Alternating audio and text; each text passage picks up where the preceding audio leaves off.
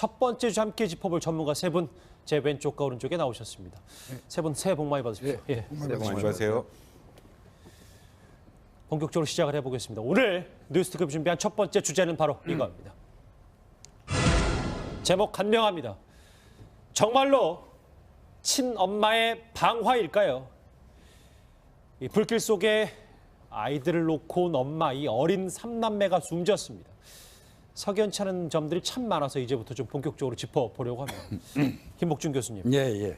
오늘 오전부터 부검이 이뤄졌다는 네. 얘기가 있는데 뭐를 좀 특징적으로 밝혀내야 되는 건가요? 일단은 어떤 뭐 수사라는 거는 뭐 모든 가능성을 열어두고 보는 게 맞는 겁니다. 예. 그래서 이제 뭐 조금 전에 우리 앵커께서 말씀하신 것처럼 이 일련의 과정이 엄마의 진술이 모든 게 좀 그 의문점이 많고 석연치가 않아요. 그러다 보니까 이제 여러 가지를 보는데 일단 아침 10시에 아마 국가원에서 부검을 실시하는 걸로 알고 있습니다. 예. 거기에서는 아마 이제 기도라든지 폐를 절개해가지고 실질적으로 질식사했는지 여부를 따져볼 겁니다. 아이들이요? 예, 아이들이요. 그리고 이제 두 번째로는 혹시라도 있을 수 있는 어떤 약물이라든지 뭐 이런 거에 의해서 중독되거나 해가지고 사망하거나 의식을 잃었는지 여부를 또 판단합니다. 예. 그리고 이제 세 번째로는 평상시에 이 아이들이 어떤 그 학대 등에 의해서 어떤 그 외관상 상처가 있는지 여부도 아마 더불어서 요번 그 이 부검 때 확인을 할 겁니다. 그래서 전부 확인할 겁니다. 그런 부분을. 그렇군요. 이 단순한 화재 사건으로 보기에는 의문투성인 부분이 분명히 있어서요. 이웃 주민들의 목소리 한번 듣고 오겠습니다. 여자분이 난간 밖에 몸 자체가 나와서 좀 술 취한 것 같았고 떨어질 것 같다고 살려주라고. 이거는 경찰서는 안 돼. 발차기. 제 강아들이야. 어떻게 자식을 죽여. 나한테 죽인 사람이. 그렇군요. 바로 좀 의문점들을 나눠보겠습니다. 오른쪽에 준비한 거 한번 같이 보시죠. 예. 첫 번째 겁니다. 방 안에서도 발화점이 있었다. 예, 오 교수님 이번 화재가 실화인지 방화인지 밝혀내는 데는 아무래도 이 발화점을 찾는 게 가장 중요할 것 같은데 엄마의 진술에 따르면 일단은 작은 방 입구에서 담배를 비벼 끄다가 불이 났다 이렇게 주장을 하고 있는데 경찰은 화재 감식을 해보니 작은 방 안에서도 발화 지점이 있었다 이렇게 찾아낸 거예요. 예, 횡설수설을 하고 있는데요. 최초에 이 사건과 연관해서 이 친모가 한 얘기가 라면을 끓이다가 그렇죠. 불이 났다라고 했는데 라면 끓이는 흔적이 전혀 없었어요. 그러니까 이제 그 다음번에 뭐라고 얘기를 하냐 그러면 지금 냉장고 앞에 있는 그 이불 솜에다가 담배를 비벼 껐다라고 얘기를 했어요. 예. 그런데 또 다시 그 진술이 바뀝니다. 어떻게 바뀌냐면 이 담배 꽁초를 이렇게 툭 튀겼다는 거죠. 자, 이게 비벼 끄는 것과 툭 튀기는 것의 차이가 뭘까요? 비벼 끈다라고 하는 것은 이 자기가 스스로 이 의도적이라는 거잖아요. 불을 갖다가 이렇게 자기는 소화시키겠다라고 하는 의지가 있는데 예. 안에서 이 튀겼다라고 하는 것은 불이 붙어 있는 상태에서 던지면 그럼 불이 붙을 수 있는 가능성이 본인이 인지를 했다라고 하는 예. 것이죠.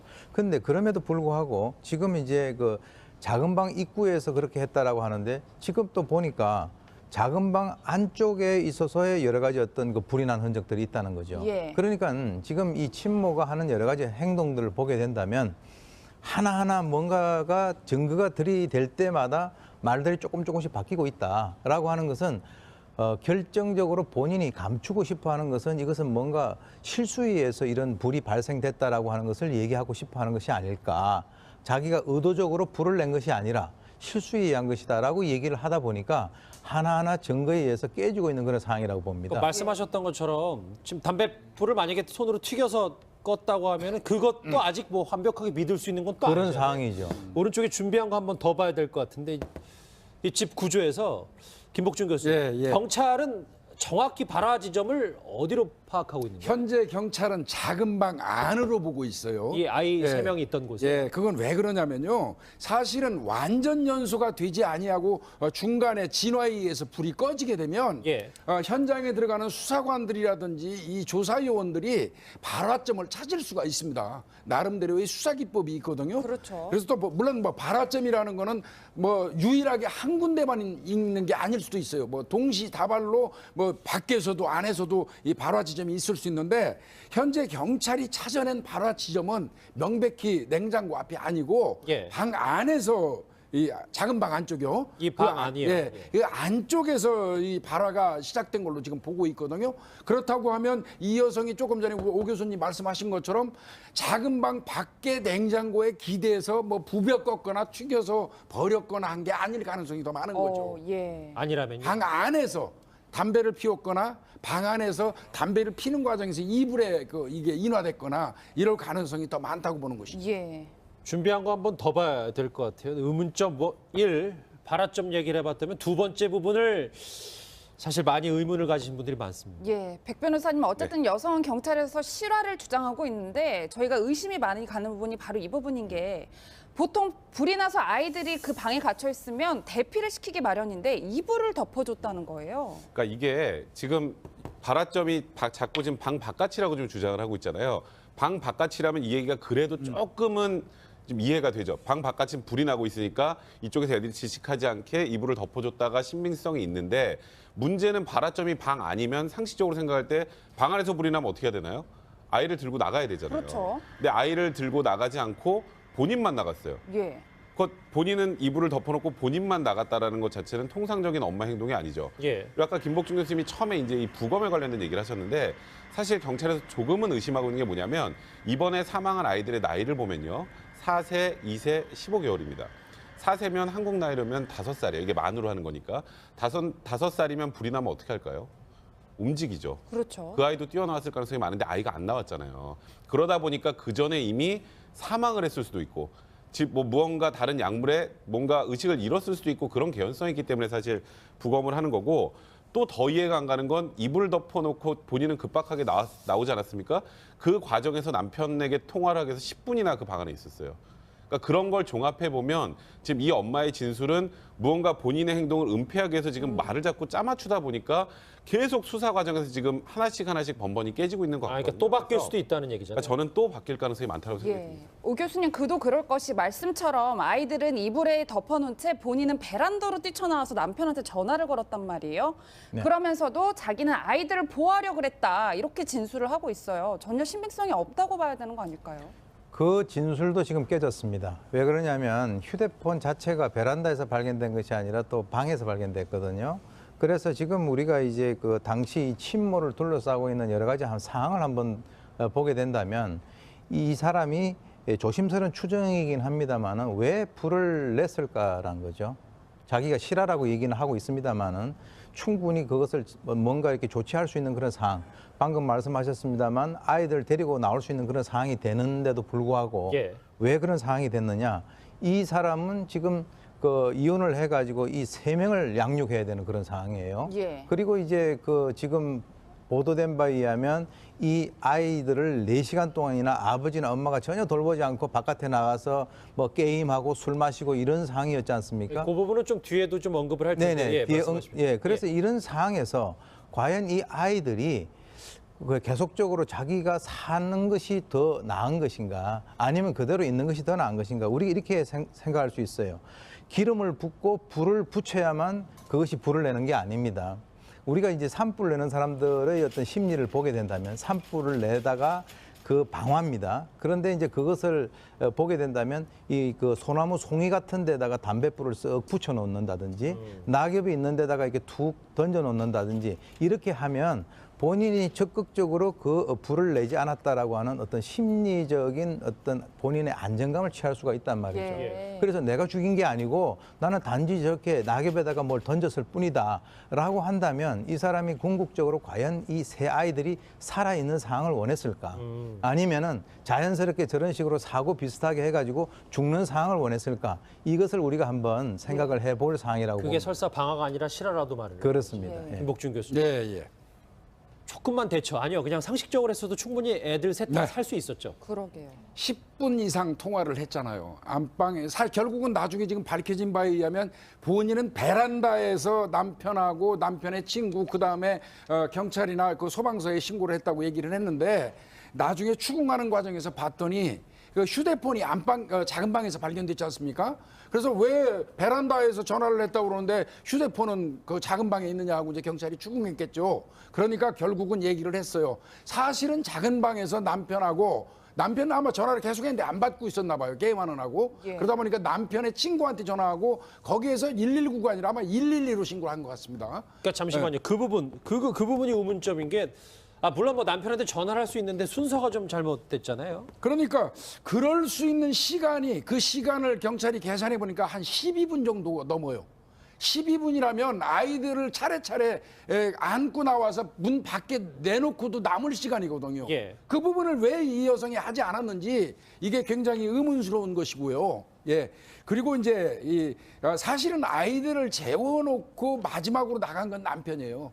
21시 그러니까 9시 밤 9시 40분경에 남편이 아이들을 놔두고 셋을 놔두고 나갔는데 이제 경찰이 조금 이제 그 불편하게 생각하는 부분은 예. 아이들이 물론 그 시간대에 다 자는 아이들도 있겠지만 3명이 동시에 밤 10시가 안 됐는데 다 잠들었다는 거 혹시 뭐 이게 무슨 살해의 고의가 있는 건 아니라고 하더라도 일반적으로 아이들 감기약을 많이 복용시키면 자거든요. 그렇죠. 본인이 나가기 위해서 아이들한테 무슨 감기약 같은 걸 심하게 먹인 게 아닌지 이런 부분 또 남편의 책임 부분도 경찰이 가려할 입장이라는 것이죠. 예. 당시 아내가 전 남편에게 전화해서 뭐라고 말했는지 남편의 목소리를 한번 직접 들어봐야 될 것 같습니다. 새벽 2시 30분 빨리 와달라고. 남편이 부인에게 양육비 주기로 하고 부인이 키우기로 했는데 남편도 못 믿고 흔들이 했던 것 같습니다.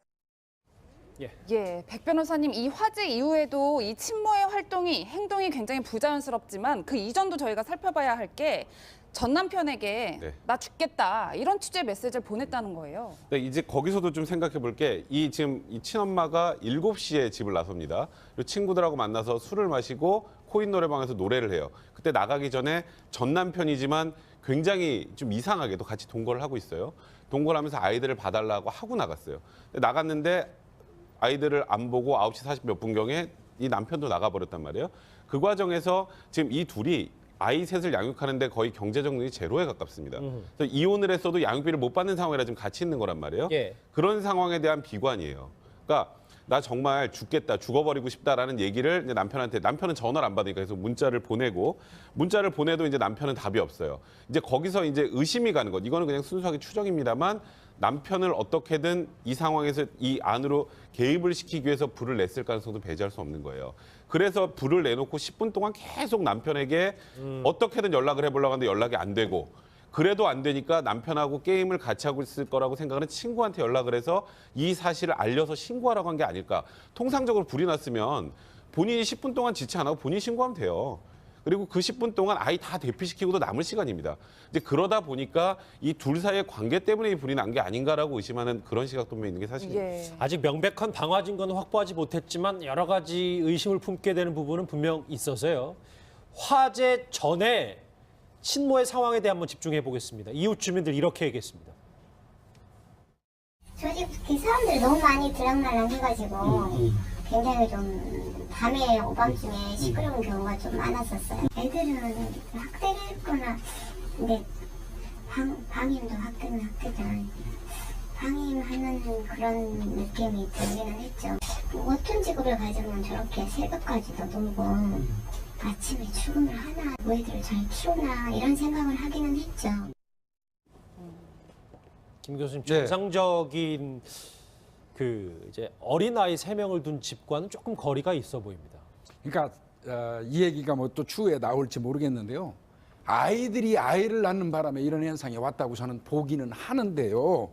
이제 우선 이 뭐 두 사람이 뭐 이혼하기로 갈등이 많다 보니까 이혼하기로 이제 이혼을 했죠. 실제로 이혼을 하고 났는데 이혼했다 그러면 일반적으로 떨어지는 게 원칙이지 않습니까? 그런데 이 남편이라는 사람이 뭐 PC방이나 이런 데 변변한 직업 없이 전전하면서 뭐 알바 이 생활로 이제 아마 벌이를 한 것 같습니다. 그러다 보니까 풍족하지 못했고 당장에 이혼을 했는데 아마 갈 곳이 없었던 것 같습니다. 그리고 이제 뭐 이 사실상 경제적인 부분은 이 엄마의 집, 그러니까 엄마 친가, 엄마의 외가죠. 아이들로 보면 그 집이 조금 살아서 경제적으로 좀 보탬을 줬다고 그래요. 예. 그런 상황에서 이 남편이 당장에 양육비 줄 돈도 없었고 그다음에 본인이 갈 곳이 없었던 거예요. 그러다 보니까 이제 기거를 하고 있는 이런 상황이었는데 당일날 이게 사달이 발생한 게 그거예요. 엄마 되는 사람은 오후 7시경에 애들 놔두고 남편하고 있는데 나가버린 거예요. 기다려도 안 오니까 남편이 밤 10시 이제 다 돼가니까 그때 너 나가서 안 들어와? 그럼 나도 나가고 아이들 놔두고 나가버린 거거든요. 예. 그 현상이 지금 오늘날 이런 그 참극을 빚은 거라고 보는 거죠. 예. 오 교수님 말씀처럼 아이가 뭐 아이를 낳았다 이런 표현도 해주셨는데 이런 무책임함뿐만 아니라 결국 생활고가 이번 비극의 원인이 됐다 이런 지적하시는 분들도 있더라고요. 뭐 복합적으로 작용을 했다라고 보는 것이죠. 이제 가장 기본적인 것이 방금 말씀하신 대로 생물학적으로는 부모가 됐는데 정신적, 도덕적 또는 경제적인 어떤 역할과 기능을 제대로 할 수 없는 그런 상황이 복합적으로 작용을 한 거라고 봅니다. 지금 보게 되면은 2010년도에 이 두 사람이 중학교 때 만나게 돼요. 예. 예, 그래가지고 이제 고등학교 때부터 이제 동거를 시작을 해서 2013년에 바로 이제 학교를 중퇴를 하고 첫 아이를 낳고 2015년에 둘째 아이 놓고 2016년에 셋째 아이 놓고 그런 상황에서 2017년에 이혼을 한 거란 말이죠. 그러니까 지금 이 사람들이 어떤 그 본능적인 욕구에 의해서 아이들을 낳긴 낳지만 이 아이들을 제대로 양육을 할 수 있는 어떤 정신적인 또 여러 가지 어떤 그 주위의 여건 자체가 형성이 안 된 상태에서 이 아이들에 대해서 상당히 걸림돌이라고 생각을 해왔던 것 같아요. 그 상황에서 예를 들어서 이 두 사람 중에서 한 명이 너 우리 애에 대해서 책임 못 져? 나도 못 져. 이런 식의 어떤 그 분위기가 형성이 됐고 예. 지금 뭐 좀 조심스러운 얘기긴 합니다만은 아버지라는 사람이 또는 엄마라는 사람이 아이를 바로 세모 즉 새해가 밝기 바로 전날에 아이들을 갖다가 전부 다 놔두고 방치하고 술 마시러 다니고 게임하러 다니고 이런 것들을 보게 된다면 어떻게 보면 이러한 유사한 일들이 앞으로도 발생할 수 있는 그런 가능성은 상당히 높지 않는가라고 우려가 되는 그런 상황입니다. 이게 좀 저희가 조심스럽게 해야 될 게 다 어린 부모라고 해서 이런 일이 일어나는 게 아니고 그럼요. 예. 특별한 상황이고 친모가 뒤늦은 눈물 흘렸다는데 김복준 교수님. 네. 그러니까 우발적 범행에 대한 후회라고 생각하는 분들도 분명히 있어서요. 근데요, 우발적이라는 말을 쓰는 순간 그건 고의성이 내재되어 있는 거예요. 우발성이라는 말을 쓰면. 그러면 예. 만약에 우발적으로 그랬습니다. 그러면 나는 고의적으로 했는데 계획적으로 안 하고 우발적으로 범행한 겁니다 하고 똑같은 거기 때문에 우발적이라는 말은 좀 쓰기는 그럴 것 같고요. 예. 전혀 고의성이 없었다면 부주의에 의한 부주의로 인해서 중대한 어떤 그 과실로 인해서 사람이 사망했기 때문에 예. 중실화치사 이것도 굉장히 크게 처벌을 하고 있거든요. 예. 그래서 뭐 저 본인은 뭐 우발적이라는 말을 쓰는지 모르지만 우발적이라면 고의범이라고 봐야 되거든요. 예, 백 변호사님 말씀처럼 잠시 뒤죠. 한 15분 뒤쯤인 2시부터 이제 중과실치사 혐의로 영장실질심사를 받을 예정인데 많은 경찰이나 많은 분들이 이제 방화의 심증이 좀 있단 말이에요. 일단 형량이 많이 차이가 날까요? 차이가 굉장히 많이 납니다. 이제 일단 방화, 고의로 불을 놨다면 그게 우발적이건 우발적이지 않건 간에 형량이 살인죄보다도 높아요. 그러니까 7년 이상 무기 또는 사형까지 가능한 범죄입니다. 그리고 여기는 피해자가 또 아이들 셋이잖아요. 그렇죠. 그렇기 때문에 만약에 이게 고의로 방화한 게 밝혀지게 되면 최소 10년 이상 실형이 선고될 가능성이 높은 상황이고요. 중실화치사죄는 아무리 뭐 형량이 높다고 해도 과실범입니다. 그러니까 고의로 불을 낸 게 아니라 실수로 불을 내서 그렇죠. 본인이 살고자 욕구로 본인만 뛰어나왔다면 그건 처벌이 아무리 그래도 경감이 되겠죠. 예. 그렇기 때문에 방화냐 실화냐는 처벌은 하늘과 땅 차이입니다. 그래서 지금 일단 뭐 저도 이걸 뭐 방화라고 단정할 수도 없고 실화라고 단정할 수도 없지만 예. 무언가 친모의 진술이 지금 계속 오락가락하는 과정을 보면 처음에 불을 낼 때 아이를 살해할 정도까지 생각은 아니었지만 남편과 무언가 컨택을 하기 위해서 불을 냈다가 이게 커졌을 가능성도 있다. 일단 그렇게 추정해 볼 수 있을 것 같습니다. 예. 알겠습니다. 하나 사건 더 봐야 될 것 같은데 지금까지 광주 3남매 친모에 집중해봤다면 이번에는 여러분들 잘 아시는 고준양 친부에 대한 궁금증을 좀 풀어보고자 합니다. 그의 목소리 한번 먼저 듣고 오시죠. 저기 딸을 왜 살해하신 건가요? 한마디만 좀 해주세요. 딸을 왜 살해했어요? 저 변명이라도 좀 한마디 해주십시오. 해명이라도 뭐. 살해를 하셨나요? 아니면 딸이 그 진술로는 그냥 사망했다고 했는데 어떤 게 진실인가요? 뭐 죄송하다는 말이라도 좀 해주세요. 새로운 내용 한두 개가 있어서요. 네, 김복준 교수님. 시신 6위 후에 실종 신고한 이유도 좀 밝혀졌네요. 네, 고 씨 본인이 12월 8일 날, 그러니까 신고한 날인 것 같습니다. 12월 8일 날 실질적으로 내연녀 이 씨와 관계를 청산하고 짐을 싸가지고 그 어머니 집으로 간 것 같습니다. 어머니 집으로 갔고 그러다 보니까 그렇게 되면 이제 이거 준이 양의 어떤 저 신병 관련된 문제가 야기될 수 있지 않겠습니까? 예. 그래서 최종적으로 그 부분까지는 서로 협의해 가지고 아이가 실종된 걸로 처리하자. 이렇게 약속을 하고 이제 그 지구대에 찾아가서 그렇게 저 진짜 국민들이 분노할 그 쇼를 한 것이죠. 예. 그렇군요. 이 경찰은 계속해서 이 준이 양이 누군가로부터 물리적 충격을 받았다 이렇게 보고 있는데요. 목소리 한번 듣고 오겠습니다. 1차 그 부검 소견에 그 골절이 있다는 부분은 확인이 되었습니다. 지금 그 사체의 그 저희 부패로 인하여서 사인이 지금 불분명한 상태입니다. 그렇지만은 여러 각도로 지금 어떤 원인에 의해서 그런 결과가 있는지 이게 생전 반응인지 사후 반응인지 이 부분에 대해서 전부 다 지금 확인하고 있습니다. 예, 오 교수님 경찰의 말처럼 준이 양을 부검을 했더니 갈비뼈 3대가 부러져 있었다는 거예요. 그런데 친부는 폭행은 했으나 사망과 연관성은 없다 이렇게 주장을 하고 있어요. 그래서 지금 이제 그 이전에는 나오지 않았던 여러 가지 진술들이 자발적으로 나오고 있어요. 예를 들어서 발목을 다쳐서 멍들고 고름이 있는데도 치료 안 했다. 그리고 이제 대상포진에 걸렸는데도 치료 안 했다. 그리고 자기도 때리고 내녀도 때렸다. 그 이전에는 전혀 그런 얘기가 없었잖아요. 그렇죠. 왜 이런 얘기들을 많이 얘기를 하느냐. 그것은 아주 결정적인 얘기를 하고 싶지 않다라고 하는 것이죠. 뭐라고 얘기했냐면 이 아이의 그 갈비뼈가 2세대 정도 골절이 됐는데 등 쪽에서 골절됐는데 본인은 그것을 뭡니까 이게 응급 상황에서 어떤 그 호흡을 시키기 위해서 그렇게 했다라고 하는데 그것은 있을 수 없는 일이거든요. 그것은 만약에 그 골절이 있다 하더라도 전면부가 그렇게 돼야 되기 때문에 그래서 이 살해가 아닌 그 학대치사 쪽으로 본인이 가게 되면 아무래도 뭔가 좀 자격이 유리하지 않겠냐라고 생각을 할 수 있는데요. 실제로 지금 그 4월 25일 날 법 최면 수사에 의해서 주위 사람이 이 준이 양이 걸어 다니는 걸 봤다는 거죠. 예. 그렇다면 이것은 어떤 학대치사에 의해서 사망했을 가능성보다는 어떤 그 순간적인 외력에 의해서 아이가 사망했을 가능성이 높다라고 한다면 좀 얘기가 달라지겠죠. 예, 백 변호사님 뭐 말씀처럼 사실 직접적인 살해 행위는 하지 않았더라 하더라도 이 정도 다쳤는데 방치를 했다고 하면 거의 뭐 살인의 연관성이 없다라고 보긴 좀 어렵지 않을까요? 그러니까 이제 그건 두 가지로 나눌 수 있습니다. 이게 죽을 걸 어느 정도 인지하고서도 방치했다면 미필적 고의한 살인자가 될 수 있고요. 근데 죽을 것까지 예견하지 못했는데 학대 과정에서 사망을 했다면 이제 학대치사죄가 되는데 사실 이제 아동 사건, 학대 사건이 워낙 많이 발생하다 보니까 이제 특별법이 제정이 돼서 사실상 살인죄나 아동 학대 통해서 사망한거나 거의 동일하게 처벌할 수 있어요. 근데 실제로 선고가 되는 걸 보면 살인죄가 인정되면 20년 이상이 선고되는 경우가 많고 살인죄가 인정이 안 되고 학대치사 정도가 되면 15년 정도가 선고되는 경우가 일반적으로 많이 있었거든요. 그래서 일단 수사기관에서는 현재 일단은 1차 부검 소견으로 갈비뼈, 뒤쪽 갈비뼈 3개가 부러진 게 확인이 된 거지 않습니까? 정밀 부검 결과를 통해서 이 부분이 진짜 살인인지 아니면 학대치사인지 아니면 이 친부의 주장대로 학대 그리고 자연사 시신유기인지 이 부분을 좀 밝혀야 될 것 같습니다. 알겠습니다. 씁쓸한 친엄마, 친아빠 얘기를 연이어서 한번 저희가 짚어봤습니다. 세 분과는 모두 여기서 인사를 드리겠습니다. 고맙습니다. 고맙습니다.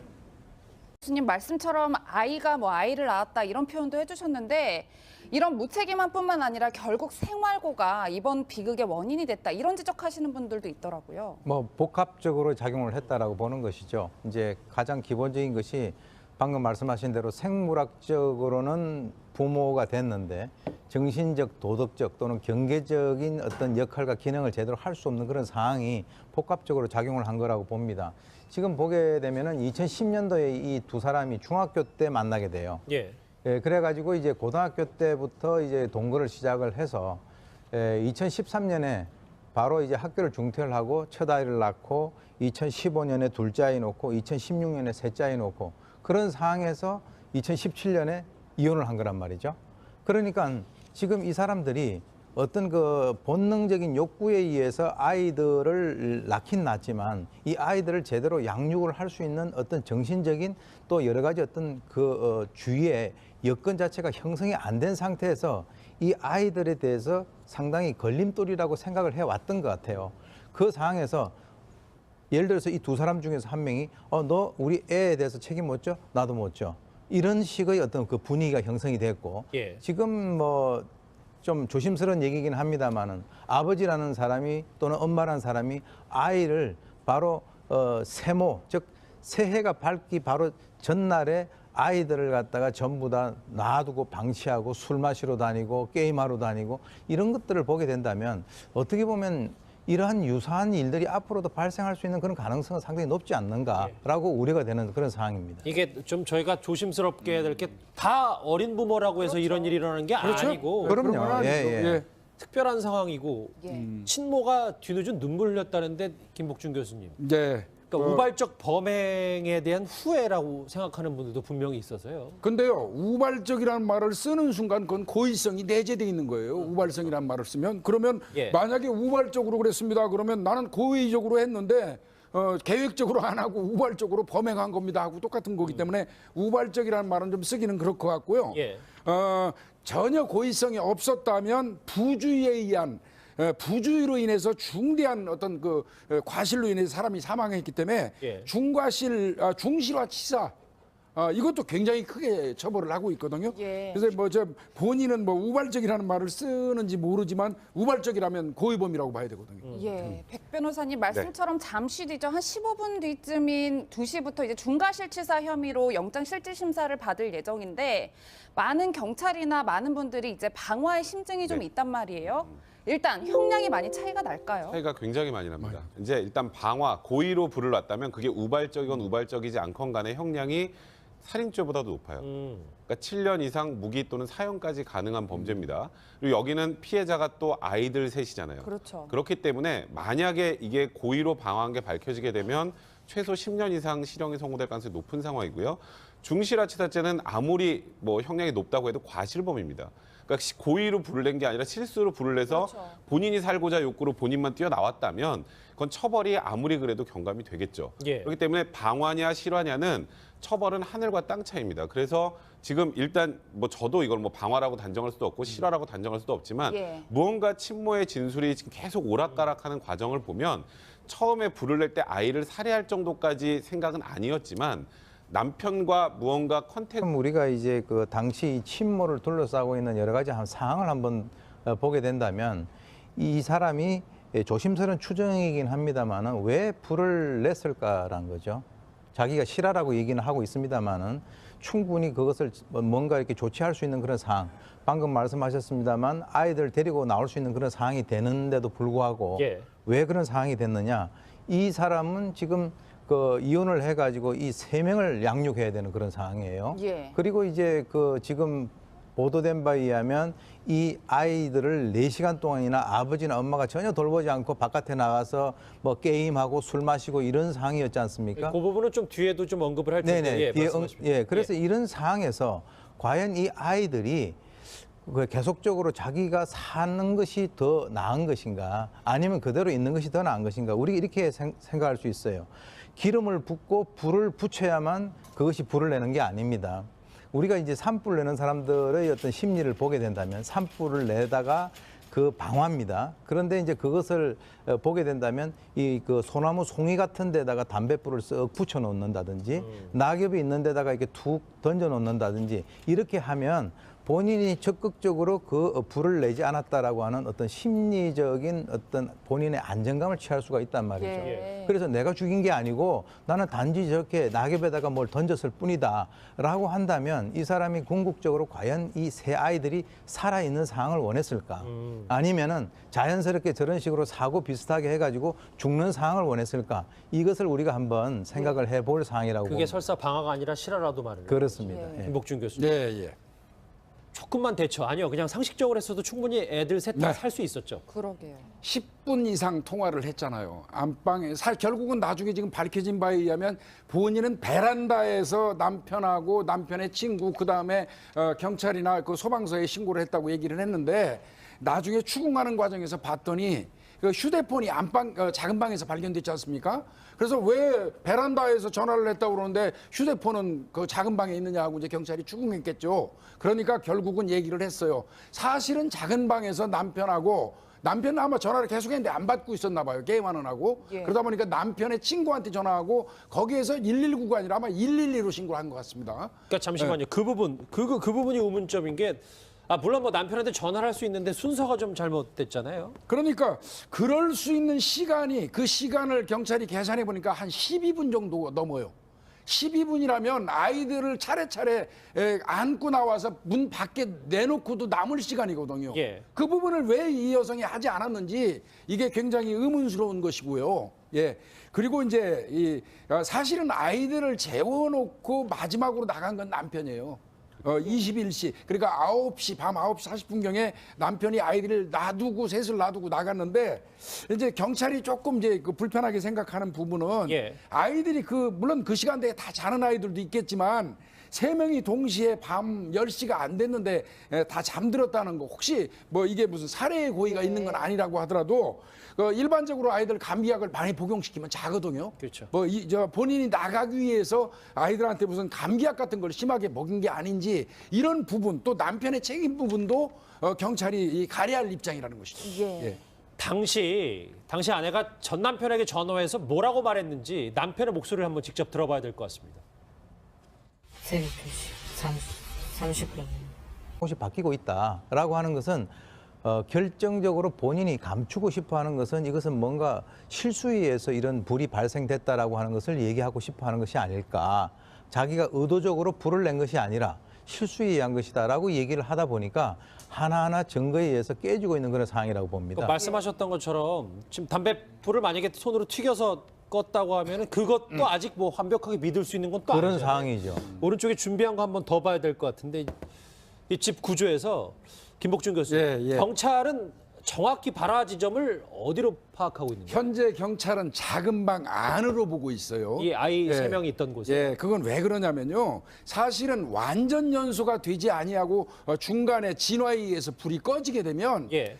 현장에 들어가는 수사관들이라든지 이 조사요원들이 발화점을 찾을 수가 있습니다. 나름대로의 수사 기법이 있거든요. 그렇죠. 그래서 또 물론 발화점이라는 거는 유일하게 한 군데만 있는 게 아닐 수도 있어요. 동시다발로 밖에서도 안에서도 이 발화 지점이 있을 수 있는데 현재 경찰이 찾아낸 발화 지점은 명백히 냉장고 앞이 아니고 예. 방 안에서 이 작은 방 안쪽이요. 이 방 안이요. 예, 그 안쪽에서 이 발화가 시작된 걸로 지금 보고 있거든요. 그렇다고 하면 이 여성이 조금 전에 오 교수님 말씀하신 것처럼 작은 방 밖에 냉장고에 기대서 부벼 껐거나 튀겨서 버렸거나 한 게 아닐 가능성이 더 많은 거죠. 예. 아니라면요? 방 안에서 담배를 피웠거나 방 안에서 담배를 피는 과정에서 이불에 이게 인화됐거나 이럴 가능성이 더 많다고 보는 것이죠. 예.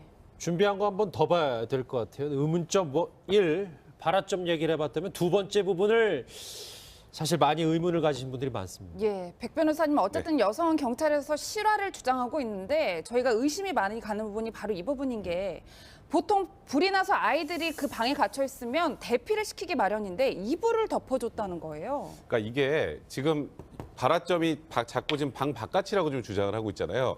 방 바깥이라면 이 얘기가 그래도 조금은 좀 이해가 되죠. 방 바깥은 불이 나고 있으니까 이쪽에서 애들이 질식하지 않게 이불을 덮어줬다가 신빙성이 있는데 문제는 발화점이 방 안이면 상식적으로 생각할 때 방 안에서 불이 나면 어떻게 해야 되나요? 아이를 들고 나가야 되잖아요. 그렇죠. 근데 아이를 들고 나가지 않고 본인만 나갔어요. 예. 본인은 이불을 덮어놓고 본인만 나갔다라는 것 자체는 통상적인 엄마 행동이 아니죠. 예. 그리고 아까 김복준 교수님이 처음에 이제 이 부검에 관련된 얘기를 하셨는데 사실 경찰에서 조금은 의심하고 있는 게 뭐냐면 이번에 사망한 아이들의 나이를 보면요. 4세, 2세, 15개월입니다. 4세면 한국 나이로면 5살이에요. 이게 만으로 하는 거니까. 5살이면 불이 나면 어떻게 할까요? 움직이죠. 그렇죠. 그 아이도 뛰어나왔을 가능성이 많은데 아이가 안 나왔잖아요. 그러다 보니까 그 전에 이미 사망을 했을 수도 있고 즉 무언가 다른 약물에 뭔가 의식을 잃었을 수도 있고 그런 개연성이 있기 때문에 사실 부검을 하는 거고 또 더 이해가 안 가는 건 이불을 덮어놓고 본인은 급박하게 나오지 않았습니까? 그 과정에서 남편에게 통화를 하기 위해서 10분이나 그 방 안에 있었어요. 그러니까 그런 걸 종합해 보면 지금 이 엄마의 진술은 무언가 본인의 행동을 은폐하기 위해서 지금 말을 자꾸 짜맞추다 보니까 계속 수사 과정에서 지금 하나씩 번번이 깨지고 있는 것 같아요. 그러니까 또 바뀔 수도 있다는 얘기잖아요. 그러니까 저는 또 바뀔 가능성이 많다고 생각합니다. 예. 오 교수님, 그도 그럴 것이 말씀처럼 아이들은 이불에 덮어놓은 채 본인은 베란다로 뛰쳐나와서 남편한테 전화를 걸었단 말이에요. 네. 그러면서도 자기는 아이들을 보호하려고 그랬다, 이렇게 진술을 하고 있어요. 전혀 신빙성이 없다고 봐야 되는 거 아닐까요? 그 진술도 지금 깨졌습니다. 왜 그러냐면 휴대폰 자체가 베란다에서 발견된 것이 아니라 또 방에서 발견됐거든요. 그래서 지금 첫 번째 주 함께 짚어볼 전문가 세 분 제 왼쪽과 오른쪽에 나오셨습니다. 세 분 새해 복 많이 받으십시오. 예. 새해 복 많이 받으세요. 본격적으로 시작을 해보겠습니다. 오늘 뉴스특급 준비한 첫 번째 주제는 바로 이겁니다. 제목 간명합니다. 정말로 친엄마의 방화일까요? 이 불길 속에 아이들을 놓고 온 엄마, 이 어린 삼남매가 숨졌습니다. 석연치 않은 점들이 참 많아서 이제부터 좀 본격적으로 짚어보려고 합니다. 김복준 교수님. 예. 오늘 오전부터 부검이 이뤄졌다는 네. 얘기가 있는데 뭐를 좀 특징적으로 밝혀내야 되는 겁니까? 일단은 어떤 뭐 수사라는 거는 뭐 모든 가능성을 열어두고 보는 게 맞는 겁니다. 예. 그래서 이제 뭐 조금 전에 우리 앵커께서 말씀하신 것처럼 이 일련의 과정이 엄마의 진술이 모든 게 좀 그 의문점이 많고 석연치가 않아요. 그러다 보니까 이제 여러 가지를 보는데 일단 아침 10시에 아마 국가원에서 부검을 실시하는 걸로 알고 있습니다. 예. 거기에서는 아마 이제 기도라든지 폐를 절개해가지고 실질적으로 질식사했는지 여부를 따져볼 겁니다. 아이들이요? 예, 아이들이요. 그리고 이제 두 번째로는 혹시라도 있을 수 있는 어떤 약물이라든지 뭐 이런 거에 의해서 중독되거나 해가지고 사망하거나 의식을 잃었는지 여부를 또 판단합니다. 예. 그리고 이제 세 번째로는 평상시에 이 아이들이 어떤 그 학대 등에 의해서 어떤 그 외관상 상처가 있는지 여부도 아마 더불어서 이번 그 이 부검 때 확인을 할 겁니다. 그래서 전부 확인할 겁니다. 그런 부분을. 그렇군요. 이 단순한 화재 사건으로 보기에는 의문투성인 부분이 분명히 있어서요. 이웃 주민들의 목소리 한번 듣고 오겠습니다.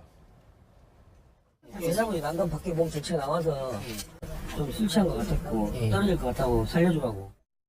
이거는 경찰서는 안 돼. 발전해.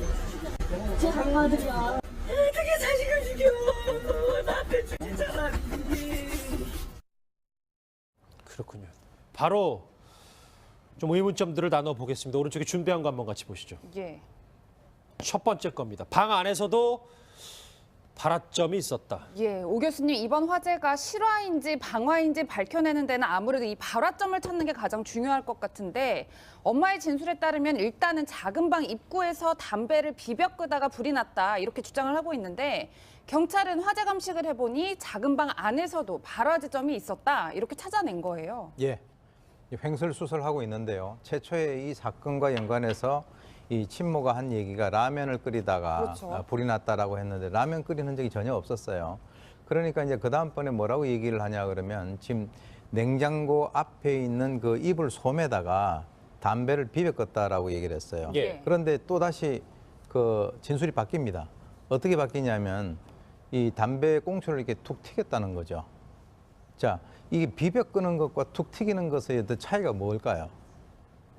비벼 끈다라고 하는 것은 이 자기가 스스로 이 불을 의도적이라는 거잖아요. 불을 갖다가 이렇게 자기는 소화시키겠다라고 하는 의지가 있는데 예. 안에서 이 튀겼다라고 하는 것은 불이 붙어 있는 상태에서 던지면 그럼 불이 붙을 수 있는 가능성이 본인이 인지를 했다라고 하는 예. 것이죠. 그런데 그럼에도 불구하고 지금 이제 그 작은 방 입구에서 그렇게 했다라고 하는데 지금 또 보니까 작은 방 안쪽에 있어서의 여러 가지 어떤 그 불이 난 흔적들이 있다는 거죠. 예. 그러니까 지금 이 친모가 하는 여러 가지 행동들을 보게 된다면 하나하나 뭔가가 증거가 들이댈 때마다 말들이 조금 빨리 와달라. 남편이 부인에게 양육비 주기로 하고 부인이 키우기로 했는데 남편도 못 믿고 흔들이 했던 것 같습니다. 예, 백 변호사님, 이 화재 이후에도 이 친모의 행동이 굉장히 부자연스럽지만 그 이전도 저희가 살펴봐야 할 게 전 남편에게 네. 나 죽겠다, 이런 취지의 메시지를 보냈다는 거예요. 근데 이제 거기서도 좀 생각해 볼 게 지금 이 친엄마가 7시에 집을 나섭니다. 그리고 친구들하고 만나서 술을 마시고 코인 노래방에서 노래를 해요. 그때 나가기 전에 전 남편이지만 굉장히 좀 이상하게도 같이 동거를 하고 있어요. 동거하면서 아이들을 봐달라고 하고 나갔어요. 근데 나갔는데 아이들을 안 보고 9시 40 몇 분경에 이 남편도 나가버렸단 말이에요. 그 과정에서 지금 이 둘이 아이 셋을 양육하는데 거의 경제적 능력이 제로에 가깝습니다. 그래서 이혼을 했어도 양육비를 못 받는 상황이라 지금 같이 있는 거란 말이에요. 예. 그런 상황에 대한 비관이에요. 그러니까 나 정말 죽겠다, 죽어버리고 싶다라는 얘기를 이제 남편한테, 남편은 전화를 안 받으니까 계속 문자를 보내고, 문자를 보내도 이제 남편은 답이 없어요. 이제 거기서 이제 의심이 가는 것. 이거는 그냥 순수하게 추정입니다만 남편을 어떻게든 이 상황에서 이 안으로 개입을 시키기 위해서 불을 냈을 가능성도 배제할 수 없는 거예요. 그래서 불을 내놓고 10분 동안 계속 남편에게 어떻게든 연락을 해보려고 하는데 연락이 안 되고, 그래도 안 되니까 남편하고 게임을 같이 하고 있을 거라고 생각하는 친구한테 연락을 해서 이 사실을 알려서 신고하라고 한 게 아닐까. 통상적으로 불이 났으면 본인이 10분 동안 지체 안 하고 본인이 신고하면 돼요. 그리고 그 10분 동안 아이 다 대피시키고도 남을 시간입니다. 이제 그러다 보니까 이 둘 사이의 관계 때문에 이 불이 난 게 아닌가라고 의심하는 그런 시각도 있는 게 사실입니다. 예. 아직 명백한 방화 증거는 확보하지 못했지만 여러 가지 의심을 품게 되는 부분은 분명 있어서요. 화재 전에 친모의 상황에 대해 한번 집중해 보겠습니다. 이웃 주민들 이렇게 얘기했습니다. 솔직히 사람들이 너무 많이 들락날락 해가지고 굉장히 좀 밤에 오밤중에 시끄러운 경우가 좀 많았었어요. 애들은 학대했거나, 근데 방임도 학대는 학대죠. 방임하는 그런 느낌이 들기는 했죠. 어떤 직업을 가지면 저렇게 새벽까지도 놀고 아침에 출근을 하나, 뭐 애들을 잘 키우나 이런 생각을 하기는 했죠. 김 교수님, 네. 정상적인 그 이제 어린 아이 3명을 둔 집과는 조금 거리가 있어 보입니다. 그러니까 이 얘기가 뭐 또 추후에 나올지 모르겠는데요. 아이들이 아이를 낳는 바람에 이런 현상이 왔다고 저는 보기는 하는데요. 이제 우선 이 뭐 두 사람이 뭐 이혼하기로 갈등이 많다 보니까 이혼하기로 이제 이혼을 했죠. 실제로 이혼을 하고 났는데, 이혼했다 그러면 일반적으로 떨어지는 게 원칙이지 않습니까? 그런데 이 남편이라는 사람이 뭐 PC방이나 이런데 변변한 직업 없이 전전하면서 뭐 알바 이 생활로 이제 아마 벌이를 한 것 같습니다. 그러다 보니까 풍족하지 못했고, 당장에 이혼을 했는데 아마 갈 곳이 없었던 것 같습니다. 그리고 이제 뭐 이 사실상 경제적인 부분은 이 엄마의 집, 그러니까 엄마 친가, 엄마의 외가죠. 아이들로 보면 그 집이 조금 살아서 경제적으로 좀 보탬을 줬다고 그래요. 예. 그런 상황에서 이 남편이 당장에 양육비 줄 돈도 없었고, 그다음에 본인이 갈 곳이 없었던 거예요. 그러다 보니까 이제 기거를 하고 있는 이런 상황이었는데, 당일날 이게 사달이 발생한 게 그거예요. 엄마 되는 사람은 오후 7시경에 애들 놔두고 남편하고 있는데 나가버린 거예요. 기다려도 안 오니까 남편이 밤 10시 이제 다 돼가니까 그때 너 나가서 안 들어와? 그럼 나도 나가고 아이들 놔두고 나가버린 거거든요. 예. 그 현상이 지금 오늘날 이런 참극을 빚은 거라고 보는 거죠. 예. 오 교수